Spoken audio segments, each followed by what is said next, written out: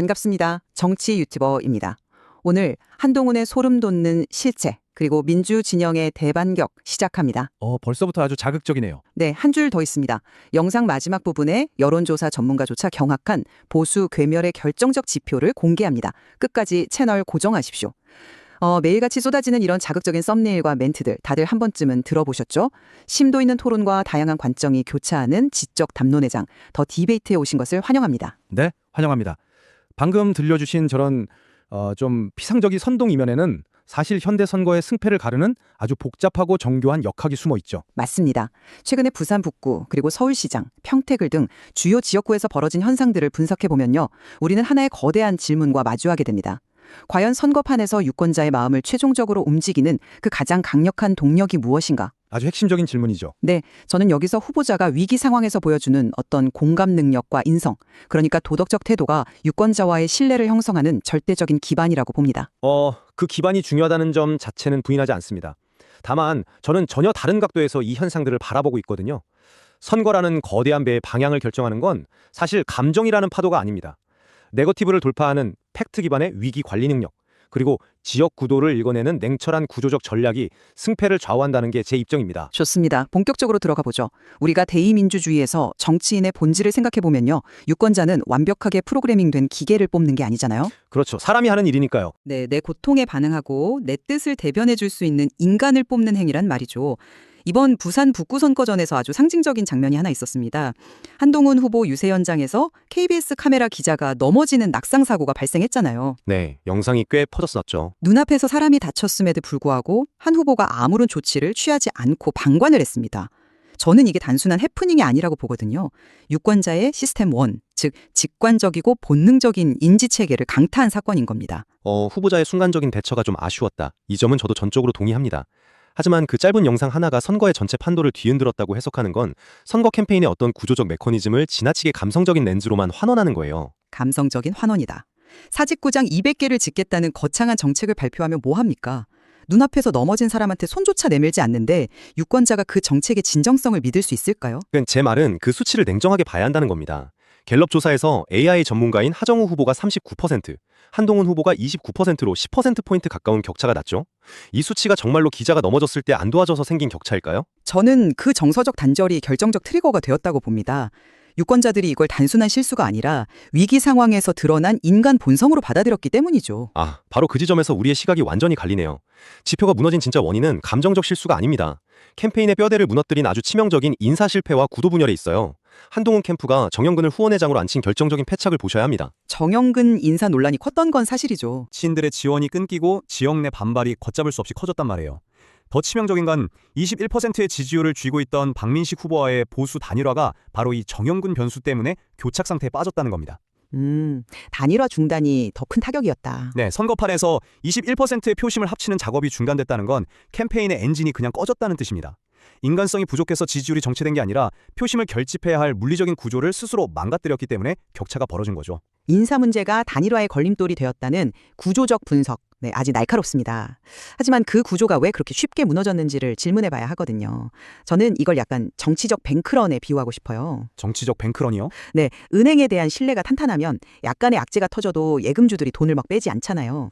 하지만 후보의 인성이나 도덕성에 대한 본질적인 의구심이 생기면, 즉 정서적 신뢰가 깨지는 순간 유권자들은 지지를 순식간에 철회합니다. 신뢰 방어막이 뚫렸다. 맞습니다. 정용근 인사 논란도 후보에 대한 굳건한 정서적 신뢰가 있었다면 어떻게든 돌파할 수 있는 위기였을지 모릅니다. 하지만 카메라 방관 사건 등으로 도덕적 자본이 이미 바닥난 상태였기 때문에 그 구조적 붕괴가 훨씬 가속화된 것 아닐까요? 도덕적 자본이 방어막 역할을 한다는 비유 아주 흥미롭습니다. 그렇다면 도덕성에 대한 공격, 즉 네거티브 마타도어가 발생했을 때 후보를 진정으로 구출해내는 건 무엇인지 서울시장 선거 사례로 한번 넘어가 볼까요? 네, 정원호 후보 사례의 말씀이시죠? 맞습니다. 정원우 후보 상대로 김재섭 전 의원 쪽에서 1995년 폭행 사건을 끄집어냈죠. 여종업원 외박 강요를 거절당해서 폭행했다는 아주 치명적인 흑색 선전을 펼쳤습니다. 지금 말씀하신 감정적인 잣대로만 본다면 이 의혹이 제기된 순간 정 후보의 도덕적 자본은 뱅크런을 맞고 완벽하게 파산했어야 합니다. 실제로 거의 파산 직전까지 가지 않았었나요? 양천구의 회장, 장행일 구의원의 회의록이라는 아주 일방적이고 악의적인 주장 하나만으로도 선거판이 극심하게 요동을 쳤잖아요. 요동친 건 사실이죠. 후보가 아무리 훌륭한 정책을 내놓아도 그 폭행 사건이라는 팩트에 치명적인 프레임이 씌워지는 순간 유권자들은 이 사람의 인성에 심각한 흠결이 있나 하면서 본질적인 분노에 휩싸였습니다. 방어를 어떻게 했느냐를 떠나서 선거판을 흔드는 가장 강력한 무기는 결국 도덕성이라는 감정적 뇌관이라는 걸 명확히 보여준 거 아닙니까? 감정적 뇌관을 건드린 건 맞습니다. 유권자들이 일시적으로 확 흔들린 것도 사실이고요. 하지만 선거라는 시스템이 감정의 소용돌이에만 머물지 않는다는 걸 바로 이 정원호 후보의 방어 기제가 완벽하게 증명합니다. 팩트로 방어했다는 말씀이시죠? 그렇습니다. 정 후보를 그 파멸적인 위기에서 건져낸 건 저 억울합니다 하는 감정적 호소나 눈물이 아니었어요. 법원이 5.18 및 지방선거에 대한 정치적 견해 차이로 인한 정파적 시비로 결론 내렸다는 명확한 판결문이 있었죠. 네, 기록이 명확하게 남아 있었죠. 게다가 조선일보와 한겨레라는 성향이 극명하게 다른 두 언론의 과거 보도 기록까지 제시했습니다. 이런 객관적인 시결 데이터가 나오니까 감정적 요동이 즉각적으로 가라앉았단 말이에요. 도덕적 의구심이라는 안개는 명확한 팩트라는 햇빛이 비치면 거치기 마련입니다. 팩트가 의혹을 잠재웠다는 점은 저도 100% 인정합니다. 하지만 유권자가 팩트를 수용하는 과정 그 자체도 결국 신뢰의 영역에 있다고 보거든요. 유권자들이 판결문을 보고 안심한 이유가 단순히 그 종이 쪼가리 문서가 존재해서일까요? 사실관계를 확인한 거죠. 아니죠. 이 후보가 부도덕한 사람이 아니었구나라는 인성적인 신뢰를 회복했기 때문입니다. 즉, 팩트는 도덕성을 입증하기 위한 어떤 도구였을 뿐이고요. 유권자가 최종적으로 확인하고 싶었던 건 후보의 인간적 됨됨이입니다. 정책 검증도 마찬가지 아닐까요? 그 주장은 유권자의 정책평가 능력을 너무 좁게 해석하시는 것 같습니다. 팩트와 구조는 단지 도덕성을 방어하는 도구가 아니에요. 그 자체로 독립적인 판단 기준입니다. 아까 말씀드린 부산 북구의 하정우 후보 사례를 다시 한번 보죠. 네, AI 전문가였죠. 하 후보가 북구 항만에 피지컬 AI를 도입하겠다는 공약을 내세웠잖아요. 근데 아시다시피 부산 북구에는 항만이 존재하지 않습니다. 유권자들이 이걸 보고 비판한 이유가 하 후보 인성이 나쁘다였을까요? 전혀 아닙니다. 그건 지리적 사실관계가 틀린 거니까요. 바로 그겁니다. 이 후보가 지역의 물리적 현실은 전혀 모르면서 그냥 자기 전공인 AI만 억지로 끼워 맞추고 있구나. 이렇게 지극히 구조적이고 이성적인 판단을 내린 겁니다. 정책의 지리적 단절성을 꿰뚫어 본 거지 무슨 정서적 단절을 본 게 아니란 말이죠. 공약이 지역 현실과 맞지 않으면 비판받는 건 당연하죠. 유권자가 이성적이고 합리적이라는 점에는 저 역시 전적으로 동의를 해요.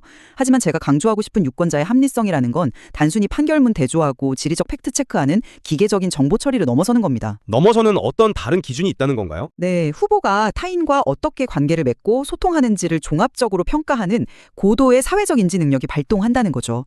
이걸 아주 완벽하게 보여주는 사례가 바로 평택을 지역구의 김용남 후보 사례입니다. 평택을 분석해볼 가치가 충분히 있는 지역구죠. 어떤 점에 가장 주목하셨습니까? 김 후보가 과거 세월호 특조위 예산 관련해서 발언을 잘못해서 큰 논란이 있었잖아요.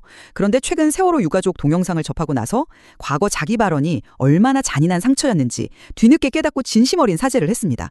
게다가 여기서 끝이 아니었죠. 선거 이후로 방문을 미루었었죠. 네, 진정성을 의심받거나 선거용으로 오해받지 않으려고 유가족 방문 자체를 선거 이후로 미뤘습니다. 이건 계산된 정치적 행보가 아니라 진짜 인간적인 반성과 공감을 보여준 거예요. 확실히 정서적으로 큰 울림을 주는 행보이긴 했습니다. 맞습니다. 울림이 있었죠. 그리고 그 진정성은 수치로도 증명됐어요. 캠프 후원자 2,500여 명 중 98%가 10만 원 이하의 소액 후원자였고요. 심지어 기초생활수급자 한 분이 1만 원을 보낸 사연이 알려졌습니다. 그러면서 갤럽 조사에서 29%로 지지율 1위를 기록하는 기염을 토했잖아요. 네, 그랬었죠. 구조적인 조직력이나 팩트의 나열만으로는 절대 못 만들어내는 서민들과의 뜨거운 정서적 교감이 만들어낸 승리의 동력 아닙니까? 투표장으로 유권자를 끌어내는 진짜 힘은 바로 이런 됨됨이 있는 겁니다. 저도 그 1만 원을 보낸 기초생활수급자 사연 한 명의 시민으로서 깊은 감동을 받긴 했습니다. 정치인이 유권자랑 정서적으로 교감하는 건 분명 아름다운 장면이에요. 하지만 그 감동적인 스토리가 갤럽 지지율 1위를 견인한 결정적 동력이라고 분석하는 건 선거 역학을 너무 감상적으로 포장하시는 겁니다. 감상적 포장이라고요? 네, 데이터의 이면을 들여다보면 이야기가 완전히 다릅니다. 김용남 후보의 선전은 눈물과 사과때만만이 아니에요. 매우 냉철한 정치적 타협과 여론조사 프레이밍이라는 완벽한 구조적 설계물입니다. 감동 뒤에 어떤 구조적 설계가 있었다는 말씀이시죠? 두 가지 명확한 사실이 있습니다. 첫째, 현실 정치에서의 유연성이에요. 김 후보 본인 소신은 검찰의 제한적 보안 수사권을 유지하는 것이었죠. 하지만 당론이 완전 폐지로 결정되면 자기 고집을 꺾고 따르겠다고 공개적으로 밝혔습니다. 네, 수용 의사를 밝혔죠. 이건 감성적 호소가 아니라 조직의 룰을 수용하겠다는 철저히 구조적인 타협입니다. 유권자들은 여기서 김 후보의 안정감을 본 거예요. 그리고 둘째, 여론조사 지표가 품고 있는 디테일, 즉 후광력가입니다. 여론조사 문항 말씀이시군요. 네, JTBC 의뢰로 진행된 조사에선 조국 대표 측이 앞섰거든요. 근데 왜 갤럽에서는 김 후보가 1위로 뒤집혔을까요?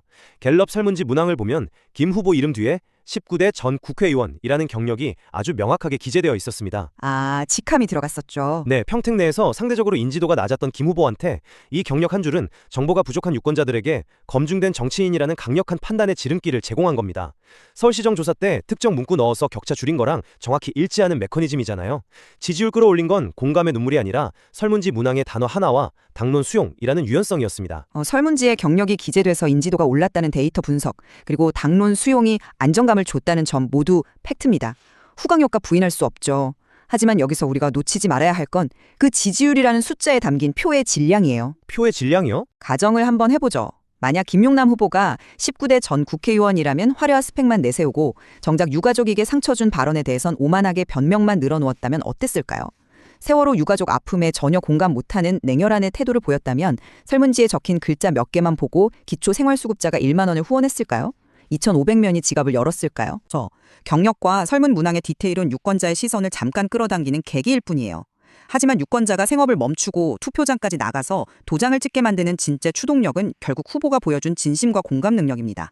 아무리 과학적인 데이터로 무장해도 타인의 아픔에 반응하지 못하면 그 전략은 모래 위에 지은 성에 불과합니다. 단 한 번의 위기에도 무너져 내릴 테니까요. 도덕성과 공감이 후보가 반드시 갖춰야 할 건물 내력벽과 같다는 비유는 아주 적절한 것 같습니다. 정서적 기반이 무너지면 어떤 전력도 지붕을 떠받칠 수 없겠죠. 하지만 오늘 우리가 다룬 사례들을 거시적으로 종합해 볼 때 끊임없이 쏟아지는 의혹을 종식시키고 선거의 최종 승패를 가르는 무기는 결국 구조와 팩트라는 점을 다시 한번 짚고 싶네요. 네, 구조적 대응의 중요성도 크죠. 한동훈 후보 위기 상황을 복기해보면요. 기자가 넘어지는 걸 방관한 감정적 오점에서 균열이 시작됐을지 몰라도 캠페인을 수습 불가능 상태로 몰아넣은 결정타는 정영근 영입이라는 인사 시스템 실패와 단일화 결렬이었습니다. 네, 정원호 후보 논란 역시 마타도어의 불길을 완전히 진압한 건 감정적 호소가 아니라 판결문과 보도 기록이라는 차갑고 명확한 팩트였고요.